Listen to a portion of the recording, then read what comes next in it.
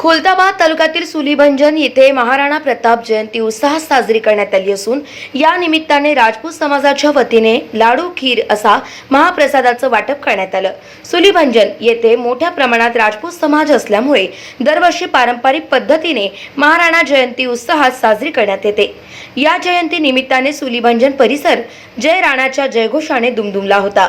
यावेळी माजी उपनगराध्यक्ष सुरेश मरकड यांच्या हस्ते ध्वजारोहण करण्यात आले, तर नगरसेवक योगेश बारगड, रामसिंग राजपूत, द्वारकादास घोडके, रामधन राजपूत, किरण राजपूत आदी प्रतिष्ठित नागरिक आणि राजपूत समाजासह अनेक जाती धर्माच्या बांधवांनी या जयंतीत सहभाग घेतला होता। गाव माझा न्यूज करिता राजेश थोरात, खुलताबाद, छत्रपती संभाजीनगर।